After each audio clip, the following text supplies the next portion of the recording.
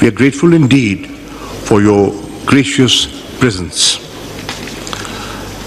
I now request His Excellency Mr. Imran Khan, Prime Minister of the Islamic Republic of Pakistan, to make his keynote address.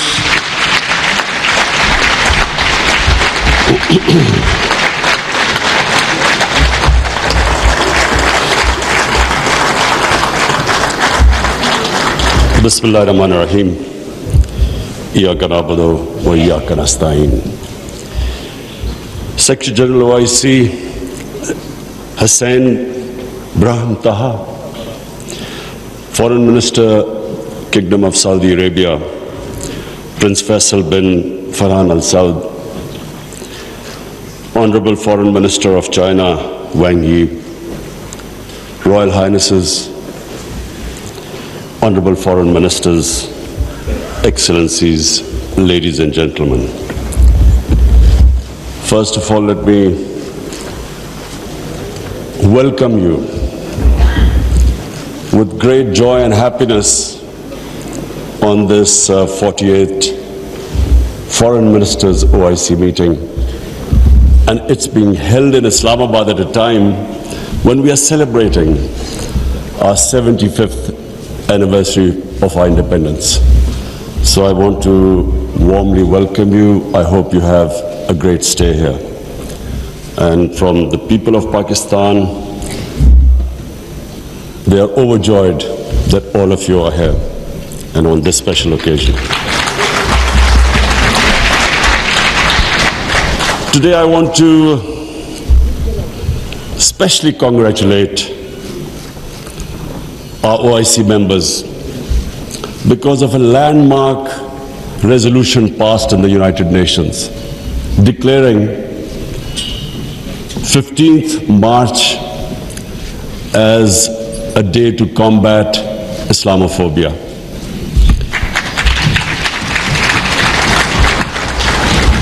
But I want to remind people why 15th of March. 15th of March was a day when a gunman walked into a mosque in New Zealand and shot dead 50 people. Why did he shoot them? Because he felt that all Muslims were terrorists. Where did this Islamophobia grow and was allowed to keep growing? After 9/11. What happened after 9/11? Unfortunately, this narrative of Islamic terrorism, Islamic radicalism, this narrative went on unchecked. Respected foreign ministers, I have spent a lot of my life in England, touring all over the world as an international sportsman. And I understand the Western civilization probably much better than most people. I went to university there and then used to spend half my year playing sports in the summer in England. Now I saw this growing. After 9/11, this Islamophobia kept growing. And the reason was, I'm sorry to say, that we, the Muslim countries, did not do anything to check this wrong narrative. How can any religion have anything to do with terrorism? How was Islam equated with terrorism? And once that happens, how is the man in the street in Western countries, how is he supposed to differentiate between a moderate Muslim and a radical Muslim? How can he differentiate? Hence this man walks into a mosque and shoots everyone he could. Unfortunately, what should have been done and wasn't, the heads of Muslim countries should have taken a stand on this. But instead, a lot of our heads of state kept saying things like, well, we are moderate. The moment you say you're a moderate Muslim, you automatically say that there is some extreme form of Islam. Our head of state at the time, after 9/11, he coined a phrase called enlightened moderation. I understand English better than most. I still don't know what it means. Enlightened moderation was a term to appease those who were relating terrorism to Islam. And unfortunately, as a result, there was this perception that there are different types of Islam. There's some radical Islam, there's some moderate, there's some liberal Islam. There is only one Islam. Islam of our Prophet Muhammad sallallahu alaihi wasallam. There is no other Islam. In human communities, in every human community, you have your moderates, you have your liberals, you have your conservatives, you have your fanatics. Every human community has that. The man who walked into the mosque in New Zealand clearly was not a normal person. So, but why no other human community was branded with their religion? 1.5 billion people branded by these terms. And there always should be self-criticism, because that's how you improve. Unless you analyze your mistakes, you can't improve yourself. So that was the biggest mistake we made. We did not challenge this narrative. And guess who suffered? Muslims living in Western countries.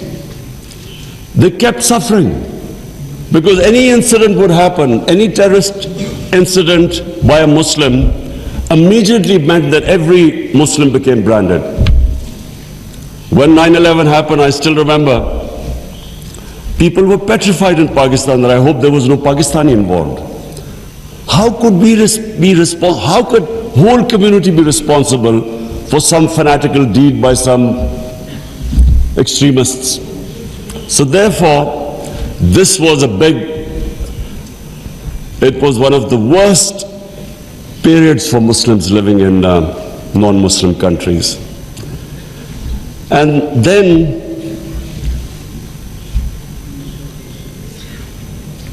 in 1989, there was a book called Satanic Verses, written by a Muslim who knew, because he came from a Muslim family, he knew the reaction in the Muslim world amongst the Muslims if he insulted or mocked or ridiculed our Holy Prophet, peace be upon him.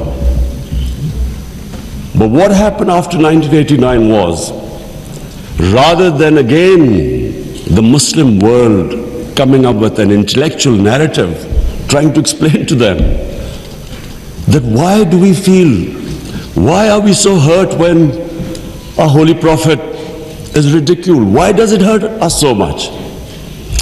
Living in and knowing the Western societies, I knew why they couldn't understand, because they do not treat religion like we do. Jesus Christ is not treated the way we in the West, the way we treat our Holy Prophet here. So they couldn't understand what was going on. Why were there demonstrations? Why were there death threats to Salman Rushdie? So they kept thinking that the Muslims do not allow freedom of expression. So Muslim world is intolerant. It doesn't allow freedom of expression. They were able to vilify our religion. And yet there was no coherent response from the Muslim world. And therefore, we kept into the cycle. Every few years, there would be some cartoons, insulting cartoons against our Prophet. Every few years, there would be something insulting him. We would respond. There would be some act of extremists. They would not respond. So this Islamophobia, this cycle kept getting worse. And poor Muslims living in Western societies kept suffering. So that's why I'm really pleased that for the first time it has been acknowledged that Islamophobia is a reality and something needs to be done about it. And from now onwards, we hope that we will be able to put forward a narrative that why it hurts us so much. And honorable foreign ministers, let me just say that I only came into politics 25 years ago. I was watching this Islamophobia building up in Western societies. But two, I wanted my country. We were the only country which became independent in the name of Islam.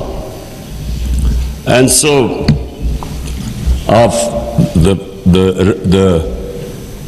the objective resolution of our founding fathers was to make an Islamic welfare state based on the state of Medina. So I came into politics 25 years ago because that was my goal. And just in this August gathering, let me just say, in the history of mankind, there was never a more just and humane state. Unfortunately, our children don't know about it.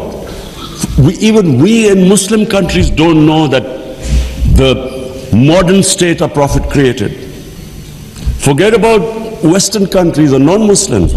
How would they know about it when we ourselves don't understand that he created a state which laid the foundation of one of the greatest civilizations in human history for the next few hundred years.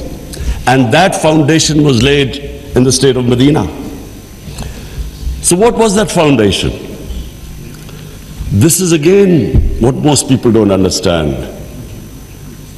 And I'm glad that Foreign Minister Wang Yi is here, because I want people to understand what was it that caused this great revolution, one of the greatest revolutions of all times.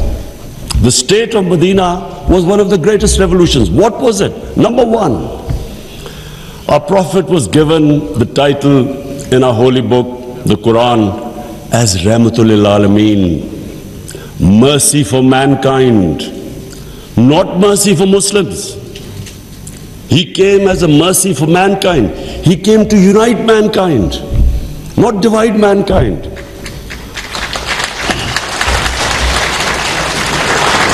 Allah for Muslims is Rabbul Alameen, not Rabbul Muslimin. We do not understand, we Muslims don't understand the great mission our Prophet came in this world for, to unite humanity. The Charter of Medina was signed with Jews, with Christians, with Sabians, and with pagans. All became part of a human community. We don't even realize that in 10 years which the Prophet came to Medina and then he left this world, people think that it was, through conquests and through the sword. Hardly anyone knows that in these 10 years, there were only about 1,200 people who were killed in battles. In these 10 years, 1,200 people died and Islam spread all over Arabia. So it was a revolution of ideas. He created a new system. So the state of Medina, he created the best rule of law. The basis of a civilized society is rule of law. His saying that even if my daughter commits a crime, she will be punished. No one is above law. His saying that many nations before you have been destroyed, where the powerful crooks were exempted, were given immunity, and poor crooks were put into jail. If you look at the world right now, Excellencies, I can tell you, just look at all the poor countries. Look at the countries which have poverty. There will be one thing in common. They cannot catch the white-collar criminals. They only end up putting petty criminals in jail. This is the biggest problem which our Prophet, peace be upon him, predicted almost 1500 years ago. The developing world is poor not because they lack resources. because they cannot put the powerful criminals in jail. There's a fact-type panel report by Secretary General of the United Nations. According to this report, and this will shock all of you, that every year, $1.6 trillion leave the poor countries and end up in tax havens and in the developed world. $1.6 trillion according to the fact-type panel report of the UN Secretary General. Just imagine what is going on. Poor countries are being robbed simply because we cannot put the powerful criminals in jail. We cannot bring them under the rule of law. This is what our Prophet predicted. And this was the state of Medina, where he set up this system of rule of law, no one above. And two of the first four Khalifas, two of the first four heads of state of Medina ended up in court of law. And one of the most revered and respected figures of Islam, who was the fourth Khalifa, he loses a case against a Jewish citizen because the judge refused to accept the testimony of his son. This was the justice system there, which laid the foundation of this great civilization. So what does it show? Number one,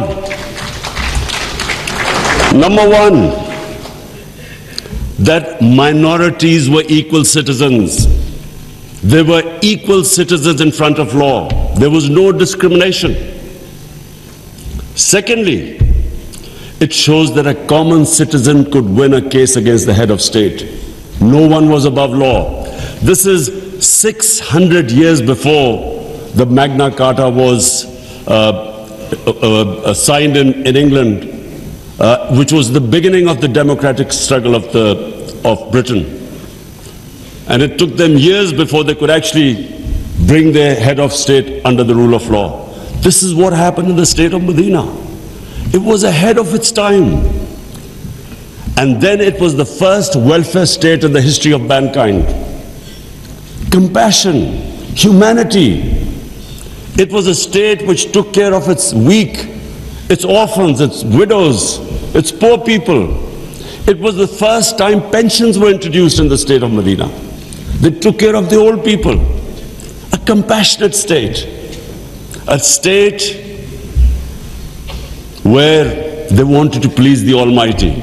How do you please the Almighty Allah? By looking after His human beings, especially the weak.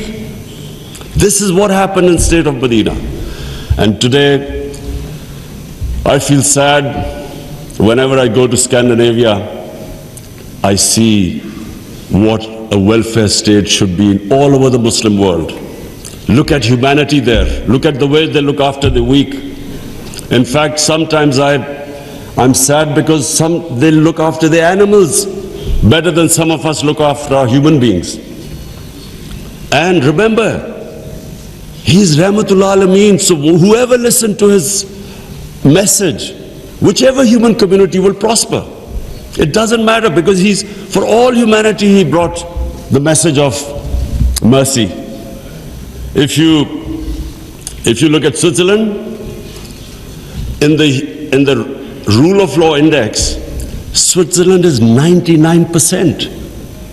99%. So with hardly any resources, it is one of the most prosperous countries in the world. So as I said, anyone who goes by the model of Medina will prosper. And then, quest for knowledge.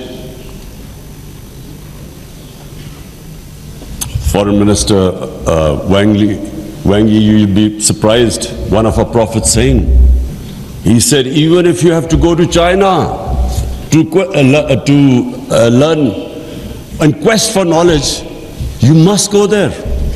Now first China at that time was center of knowledge, but it meant even risking your life. Going from, at that time, Arabia to China meant you might not come back. So that was the quest of knowledge.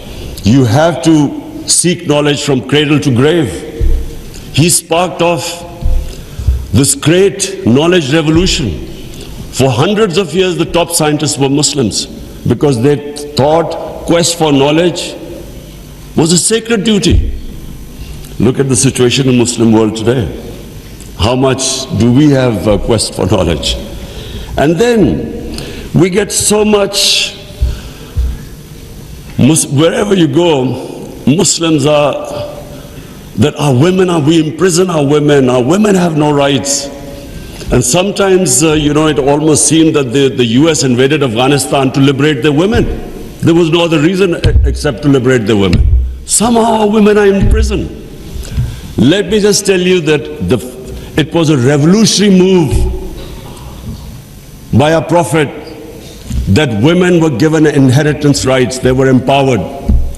In Europe, even 100 years ago, the women barely got their inheritance rights. 1500 years ago, women were given their rights. And no one seems to know this. And sadly, cultural issues are equated to our religion. We cannot explain, sometimes Western people say, they confuse culture with religion. I'm sad to say in Pakistan, we discovered 70% of our women do not get inheritance rights. So we have especially had to pass law to enforce that women must get their inheritance rights. This is 1500 years later. And no one knows this. Slaves, honorable foreign ministers, nowhere in human history has this happened. That slaves became kings. The Mamluks were slaves who became kings in Egypt. In India, there was slave dynasty that became kings. Why? Because the Prophet said, treat your slaves as family members. Best to free them, if not, treat them as equal family members. So he was the greatest human being that ever stepped foot. There'll never be a human being like them. Anyone close to the Prophet became leaders. If you read the book, The Arab Conquest, everyone became a leader, whoever was near the Prophet. And our generations don't understand that, and neither have we been able to explain to anyone else. Let's not confuse Muslim imperialism with the 10 years of Prophet in Medina. Let's not confuse that, because that was not what the Prophet preached, where the Muslims went all over the world conquering.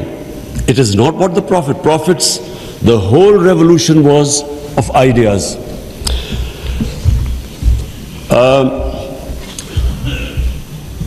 Honorable foreign ministers, one of the ideas of OIC is to protect Islamic values. So now I will say something which is completely different. I believe that Islamic values never have been so much under threat as they are right now. And I bring this to this August assembly because when I became the Prime Minister, I asked the police chief, asked him what the crime chart. I was amazed to note that sex crime, child abuse and rape is the fastest growing crime in this country. So we did further investigation. We discovered that the mobile phone, the sort of pornographic material available on the mobile phone to children, this has never happened in human history. So the material available is causing havoc in our society without us knowing. Parents don't know what's happening when the child goes into his room or something. They don't know what he's watching on his mobile phone. It is very important that this August forum, we should plan how to combat this, because it is already having a huge impact. We have a rise in divorces. We all know that the more vulgarity, the more a society gets permissive, it has a direct impact on the family system. One of the most important things about Islam is that our religion protects the family system. We have values like we respect parents, we have respect for our teachers, but the culture that is coming through, social media, we really need to think carefully, how are we going to protect our generations. I have formed in Pakistan a Rahmatul Alameen authority of scholars. The whole purpose is how are we going to give an alternate point of view to our children, cartoons. How do we, because children get influenced from that age onwards. How do we strengthen our children against this unpredictable social media revolution? How do we know where it is going? So I think that I thought at this meeting I should mention, because we need to start thinking about alternate media, how we can compare. You can't stop social media, but we can give our children, fortify them, strengthen them ethically and morally. Now I come to, two important political issues. One is Palestine and the other is Kashmir. Honorable Foreign Ministers, we have failed both the Palestinians and the people of Kashmir. I'm sad to say that we have been able to make no impact at all. They don't take us seriously. We are a divided house, and those powers know it. We are 1.5 billion people, and yet our voice to stop this blatant injustice is insignificant. We are not talking about conquering some country. We are simply talking about the human rights of the people of Kashmir and Palestine, the international law, which is on their side, United Nations Security Council resolutions that back their right. In Kashmir, the international community promised them the right to decide their own destiny through a plebiscite. That right was never given to them. In fact, the special status of Kashmir was taken away illegally by India on 5th August 2019. Nothing happened because they feel no pressure. They feel we can make a resolution and then, back to our usual business. I'm not talking about altering our foreign policies. All of us countries have our different foreign policies. But on core issues, I'm asking the OIC that unless we have a united front, we will keep these abuses will happen. Like in Palestine, I mean, it's daylight robbery going on in Palestine. The only hope I have is now because of social media, first time in Western countries, there's awareness of what's going on to the poor Palestinians. That is so far much more than the OIC. It's the mobile phone and the spread of information of the injustices being done to the Palestinians. That is the best, at the moment, the best way to protect them, not us. In Kashmir, it's a war crime, according to the 4th Geneva Convention, to change the demography of an occupied land. India is changing the demography of Kashmir by making the Muslims from a majority to a minority, by bringing in settlers from outside. This is a war crime. Yet no one is pushed about it. Neither India is pushed nor Israel, because they think we are ineffective. So, Honorable Foreign Ministers, let me just say that the way the world is headed, I'm afraid it's headed the wrong way. There's a Cold War almost started. There is a chance of world being divided into blocks. We 1.5 billion people, unless we are united, unless we take a united stand, we'll be nowhere. As what I'm scared to say where the future is headed right now. Before I come to Ukraine, I just want to talk about Afghanistan. It is extremely important that we stabilize Afghanistan.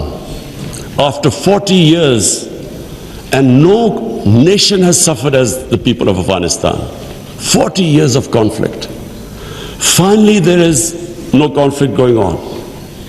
The only danger now to Afghanistan is that through the sanctions and non-recognition, they might end up having a humanitarian crisis. Already the people are falling below the poverty line. Already there's a brain drain going on. So it's extremely important that we help the people of Afghanistan. And I say this because a stable Afghanistan is the only way, I repeat, it's the only way we are going to be able to stop international terrorism from Afghan soil. No other country is going to be able to do it. Let's not be delusional that some other country will come in and sort of through drones or something fight terrorism. It's not going to happen. The only hope is a stable Afghanistan government that can take care of international terrorism. I want to add a word of caution. Anyone who knows the Afghan character should be cautioned that please do not push the people of Afghanistan to do things where they feel that their sovereignty is being threatened. There are very proud, independent-minded people. They have always fought for their sovereignty for hundreds of years. They do not like the idea that someone is dictating to them. So I would caution that let's help them, let's encourage them, let's get them involved in the international community. And I believe that the people of Afghanistan are strong enough to evolve and go in the right direction. But please let's remember that the Afghan character does not like outside interference. And finally, I come to Ukraine. I'm, like I think everyone here and the rest of the world, we're all worried about what's going on there.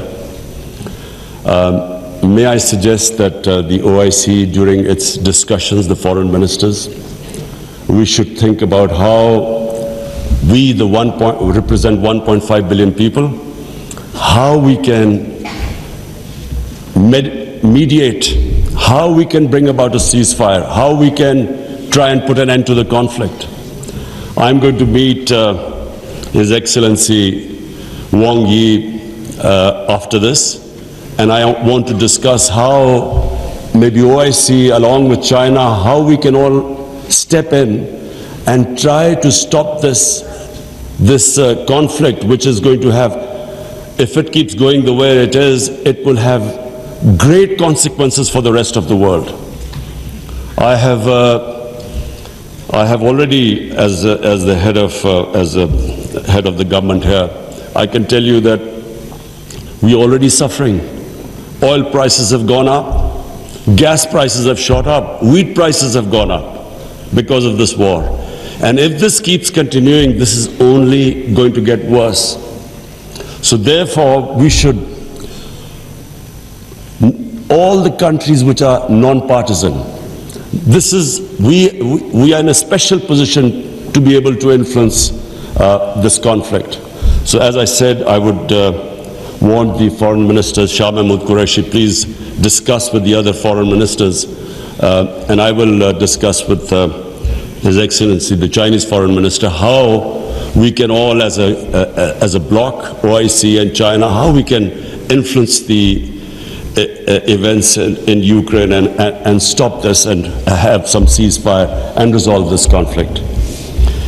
Lastly, honorable foreign ministers, let me again say what a pleasure it was to welcome you to my beautiful country.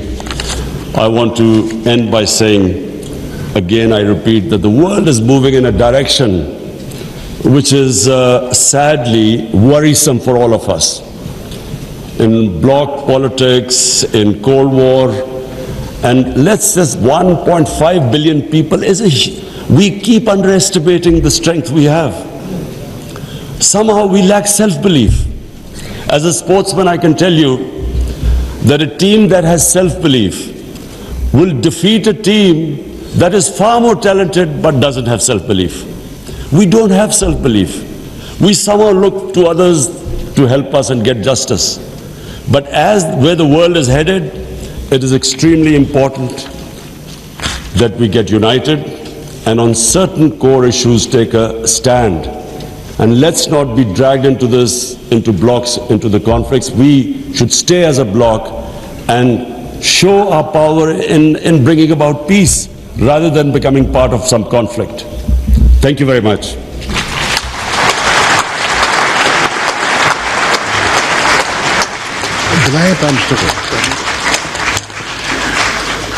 Thank you, Prime Minister, for gracing the session and enlightening us with your words of wisdom. I'm confident that your thought-provoking address will guide the deliberations of this 48th session for the next 2 days. Excellencies, we take a break for lunch and prayers. Since the inaugural session took much more time than expected, we will now reconvene at 3:15.